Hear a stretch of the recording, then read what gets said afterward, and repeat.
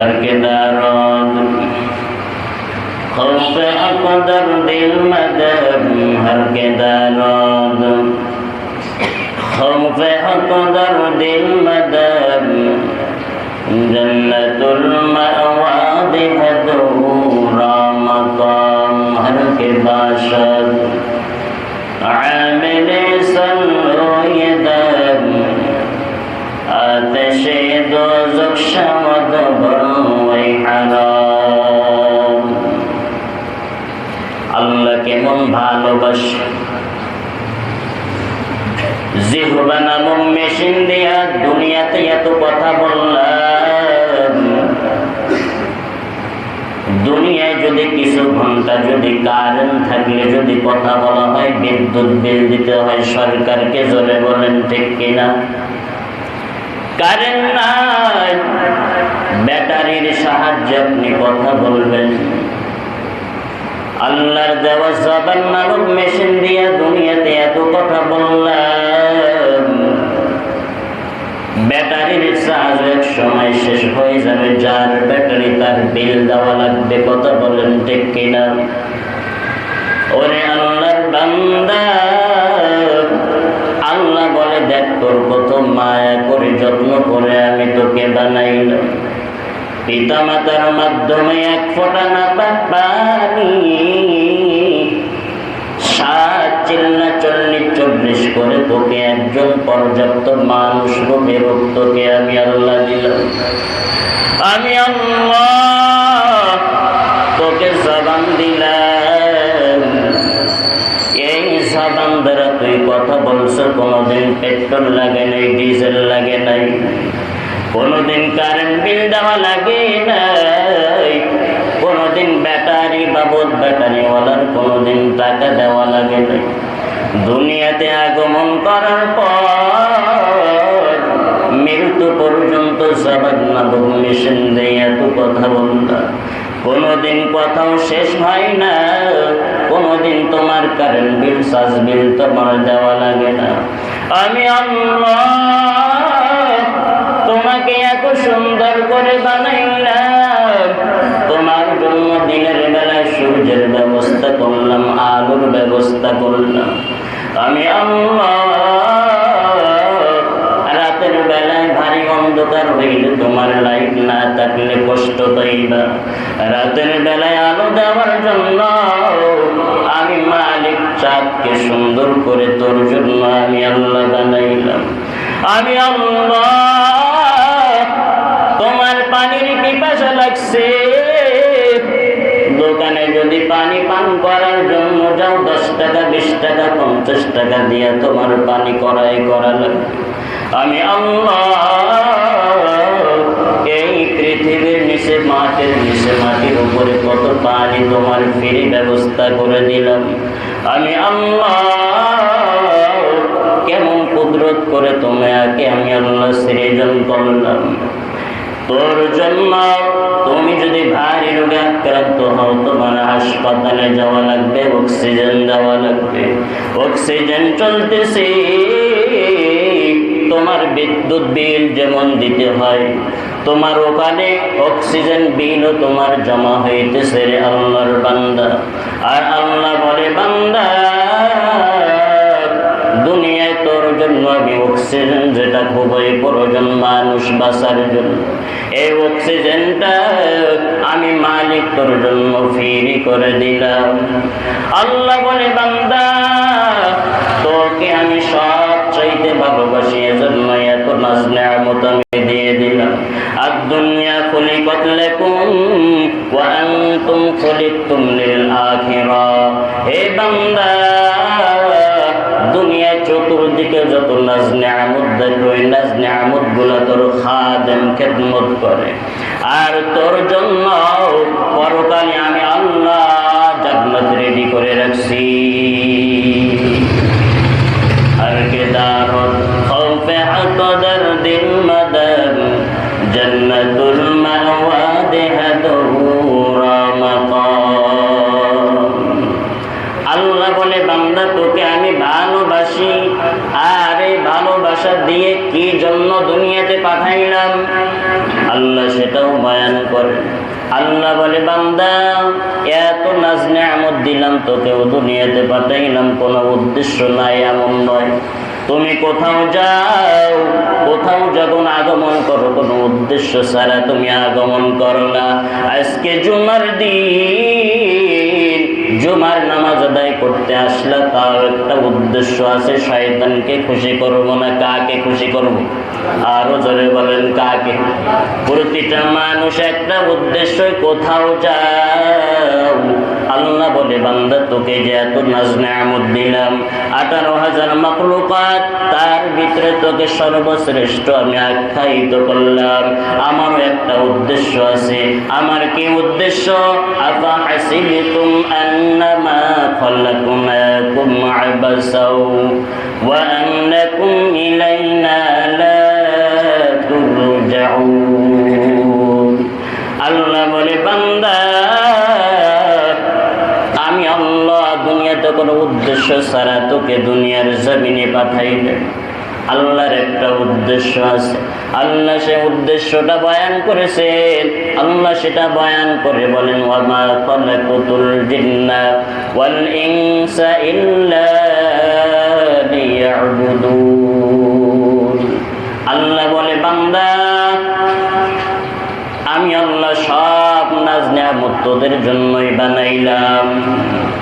আমার একটা উদ্দেশ্য, শয়তানের গোলামি করবি না, আমি মালিকের গোলামি তুই করবি, উদ্দেশ্য তোকে আমি পাঠাইলাম। ওরে আল্লাহর বান্দা, মুসলমানিত্ব হওয়ার পরে মুসলমানদের বড় হক, সারাদিনে 24 ঘন্টা, এই 24টা ঘন্টার সময় আল্লাহ প্রশ্ন করেন, সব তোর জন্য বানাইলাম, তুই আমার জন্য কতটুকু সময় দিনে? আল্লাহ প্রশ্ন করেন। আল্লাহ বলেন, 24টা ঘন্টা তোকে দিলাম, এই 24টা ঘন্টার সময়ের ভিতরে 22টা ঘন্টা নিজের জন্য কাজে লাগাবার, 2টা ঘন্টা কমপক্ষে আমার জন্য দেয়া দাও। বলেন, কার জন্য? সারাদিন আল্লাহ তাআলা 5 বার ডাক দিতেছেন। জোরে বলেন, কয়বার? এত নাজ নিয়ামতের কথা বললাম, বলেন না এই নাজ নিয়ামত গুলো কাদের জন্য দিয়েছেন? জোরে বলেন। একটা পিপিলিকা আল্লাহ বানাইলেন, এই পিপিলিকা বানানোর উদ্দেশ্য একমাত্র মানুষের উপকার। একটা সাপ আল্লাহ বানাইলেন, পরোক্ষভাবে সাপ মানুষকে উপকার করে, কিন্তু সামনে ভাবে দেখলে সাপ মানুষের জন্য ক্ষতিকর। ভাইরা আমার, এভাবে যদি প্রতিটা মাখলুক আল্লাহ যেগুলো সৃষ্টি করেছেন, প্রতিটা মাখলুক আপনার আমার জন্য একদিক থেকে ক্ষতিকর, আরেক দিক থেকে উপকার। যেটার ভিতরে ক্ষতি দেখবেন, আল্লাহ সেটার ভিতরে আবার বড় একটা মহা ঔষধ রাখছেন। আল্লাহ তাআলা বলেন, হে বান্দা, তোকে 24টা ঘন্টা আমি দিলাম, তোর জন্য এত নাজ নিয়ামত দিলাম। তোর বাপ মা তোকে পয়দা করলো, তোর আব্বা আম্মা তোকে দুনিয়াতে নিয়ে আসলো, এই কারণে আব্বাকে আব্বা বলে ডাক দাও। আব্বার কলিজাটা ঠান্ডা হয়ে যায়। সন্তান যখন মাকে মা বলে ডাক দেয়, মায়ের কলিজাটাও ঠান্ডা হয়ে যায়। আল্লাহ বলে, ও বান্দা, পেটের ভিতরে তোর বাপ মায়ের করার কোনো ক্ষমতা ছিল না, আমি আল্লাহ কত সুন্দর করে মায়ের গর্ভে তোর এত সুন্দরভাবে রাখলাম। তোর কেমন খাবার তোর জন্য আকর্ষণীয় হবে, কেমন গরম তোর জন্য সহ্য হবে, এমন গরম খাবারের ব্যবস্থা তোর মায়ের পেটে আমি করে দিলাম। মারে মা বলে ডাক দাও, বাবারে বাবা বলে ডাক দাও, কলিজাটা ঠান্ডা হয়ে যায়। আল্লাহ তাআলা বলে, ও বান্দা, সামান্য আব্বা আম্মা পিতা মাতার মহব্বতে আমাকে ভুলে গেলাম। আমি আল্লাহ তোর জন্য কত মায়া করলাম, আর আমি মাওলা দৈনিক 5 ওয়াক্ত 5 বার মসজিদে ডাক দেই। আমি তোকে জোহরে ডাক দিলাম, পাইলাম না। আমি আল্লাহ তারপরেও তোর উপরে আমি বেজার নই। আমি আল্লাহ আসরের সময় বিকালে আবার মসজিদ থেকে ডাক দিলাম, বান্দা জোহরে আসো নাই, আসরে আসো। পিতা মাতা সন্তান একজন বারবার যখন সন্তানরে ডাক দেয়, বারবার যখন ডাক দেয়, সন্তানের উপরে রাগ হয়ে যায়। সন্তান যখন বাড়িতে আসে পিটা দেয়, আল্লাহ বলে, দেখ তোর পিতা মাতার মতো আমি স্বার্থবান আল্লাহ নয়। জোহরে আসো নাই, আসরে আসো নাই, আমি আল্লাহ মাগরিবে আবার তোরে ডাক দিতেছি, আয় হাইয়া আলাস সালাহ, হাইয়া আলাল ফালাহ। আমি আল্লাহ এত সুন্দর করে ডাক দেওয়ার পর মাগরিবেও তোমাকে আমি আল্লাহ মসজিদে পাই না। আমি আল্লাহ তাও বেজার নয়। আমি আল্লাহ ঈশায় আবার তোকে ডাক দিলাম, বান্দা আয় কল্যাণের দিকে আয়। ও বান্দা, তুমি ঈশা আসনে আল্লাহ তারপরও বেজার হয়নি। আবার আল্লাহ ফজরে ডাক দেয়, আসসালাতু খায়রুম মিনান নাউম, ঘুমের চেয়ে নামাজ ভালো, আর তুমি ঘুমাইও না। ঘুমের চেয়ে নামাজ ভালো, আর তুমি ঘুমাইও না। ঠিক মতো পড়িলে নামাজ জান্নাত তোমার ঠিকানা। আল্লাহ তাআলা বলেন, বান্দা 5 বার তোকে ডাক দিলাম, আমি পাইলাম না। আমি আল্লাহ এত সুন্দর করে তোকে বানাইলাম, একবারও কি আমার উপরে তোর মায়া নাই? কাল কিয়ামতের ময়দানে যদি আল্লাহ প্রশ্ন করে, বান্দা তোর এত ইহসান করলাম, হাতের শক্তি দিলাম, চোখের জ্যোতি দিলাম, পায়ের শক্তি দিলাম, কানের শ্রবণের শক্তি দিলাম, ভালো মন্দ যাচাইয়ের জন্য মাথা ব্রেন্টের ব্যবস্থা করলাম, আমি আল্লাহ এত কিছু দেওয়ার পর তোর যে 5 বার আমি ডাক দিলাম, আমার ডাকে কতবার সাড়া দিয়েছ বলেন? কি জবাব দিব? কোন জবাব দেওয়ার কোনো উত্তর নাই।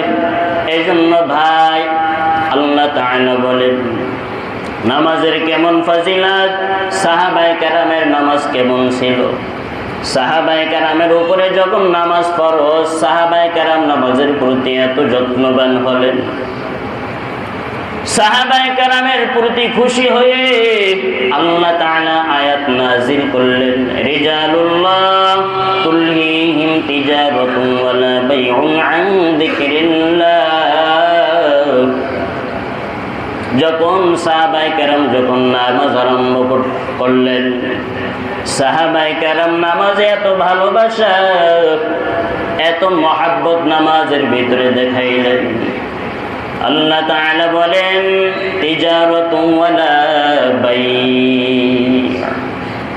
সাহাবায়ে কেরাম ব্যবসা করত, সাহাবায়ে কেরাম বেচাকেনা করত। আল্লাহ তাআলা বলেন সাহাবায়ে কেরাম নামাজের প্রতি এত ভালোবাসা দেখাইছেন। এই ভালোবাসা দেখানোর কারণে সাহাবায়ে কেরামের নামাজ কোনো সময় ব্যবসা বাণিজ্যের কারণে, ক্রয় বিক্রয়ের কারণে সাহাবায়ে কেরামের একদিনও নামাজ পর্যন্ত ছাড়াই নাই। সাহাবায়ে কেরাম কেমন ছিল? হাদিস শরীফে পয়গম্বর বলেন, একজন সাহাবা মাল ক্রয়ের জন্য বাজারে আগমন করেছেন। একজন সাহাবা নিজের দাড়ি পাল্লায় ওই সাহাবাকে মাল দেওয়ার জন্য মাল উঠাইলেন, ওজনও দিয়েছেন। এই ওজন দেওয়ার পর মসজিদ থেকে যখন নামাজের জন্য আল্লাহু আকবার আল্লাহু আকবার ধ্বনি যখন আসছেন, এই আল্লাহু আকবার ধ্বনি পাওয়ার পর সাহাবায়ে কেরামের দিকে দাড়িতে ওজন দেওয়াও সেই ইচ্ছা করলে ব্যাগের ভিতরে ঢুকায় দিতেন। কিন্তু সাহাবায়ে কেরাম নামাজের প্রতি এত ভালোবাসা, এত যত্ন, এত মহব্বতশীল ছিলেন। ব্যাগের ভিতরে ইচ্ছা করলে মাল দিতে পারত, কিন্তু সাহাবায়ে কেরাম বলে না, এখন আজান হয়েছে, মাল ওজন দেওয়া শেষ, মসজিদে যাবো, নামাজ আদায় করব, নামাজ আদায়ের পর তারপরে এসে তোমার মাল তোমার ব্যাগের ভিতরে আমি দিব। সাহাবায়ে কেরামের নামাজ। সাহাবায়ে কেরাম আজান শ্রবণ করলে কোনো কাজ করতো না।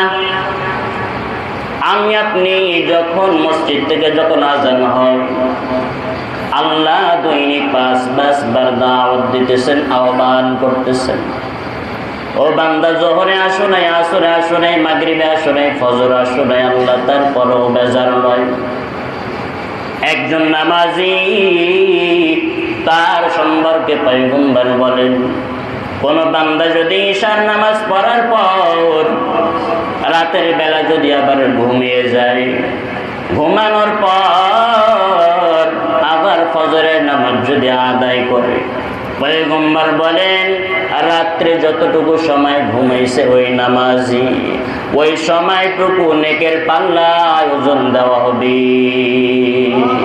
মকন সুস্তি নামাজে পঞ্জগানা, মকন সুস্তি নামাজে পঞ্জগানা, ফাওয়াইলুল লিল মুসাল্লিন আল্লাযীনা মুমিনানা, এই নামাজে ইমদাদ দাদ, ইস্তাঈনু আয়াতে কুরআন বাখা। ওরে আল্লাহর বান্দা, আল্লাহ এতবার ডাক দেয়, আল্লাহর ডাকে একবারও সাড়া দাও না। নিজের বিবির কাছে সময় দাও না, সন্তানের কাছেও সময় দাও না। আল্লাহ এতবার ডাক দেয়, কোনো সাড়া নাই। কিন্তু রাতের বেলা খেলা দেখতে কোনো মুসলমান ভুল করে না। ওই আমার ঈশার নামাজ, ফজর নামাজ, মুসলমানিত্ব হইয়া আজকে মুশরিক বৌদ্ধদের খেলা দেখার জন্য বান্দার ঈশার নামাজ নাই, ফজরের নামাজ নাই, কিন্তু রাত 4টার খেলা কোনো মুসলমান মিস করে না। আছে না নাই? জোরে বলেন, আরো জোরে বলেন। ওরে বান্দা, কেন নামাজ পড়ো না? অনেক নাজ নিয়ামতের কথা বলেছে আল্লাহ, এগুলো দিয়েছেন। কিয়ামতের ময়দানে একটা একটা নিয়ামত বলে যদি আল্লাহ প্রশ্ন করে জবাব দিতে পারবা? জোরে বলেন, আরো জোরে বলেন। পারবনি।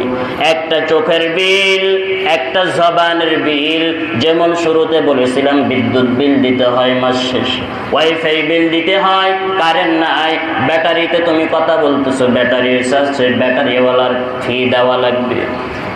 এত কিছু অঙ্গ দেওয়ার পর আল্লাহ কোনোদিন কোন অঙ্গের বিল নিয়েছেন নাকি? জোরে বলেন, আরো জোরে বলেন, নিয়েছেন।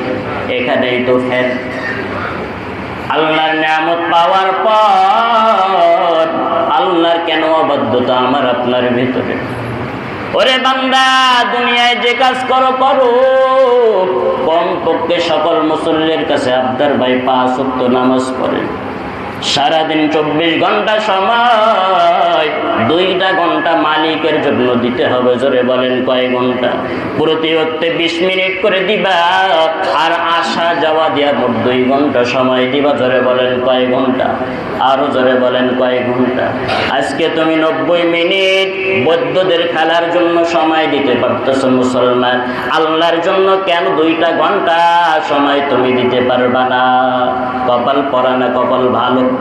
আরো জোরে বলেন, কপাল ভালো না খারাপ?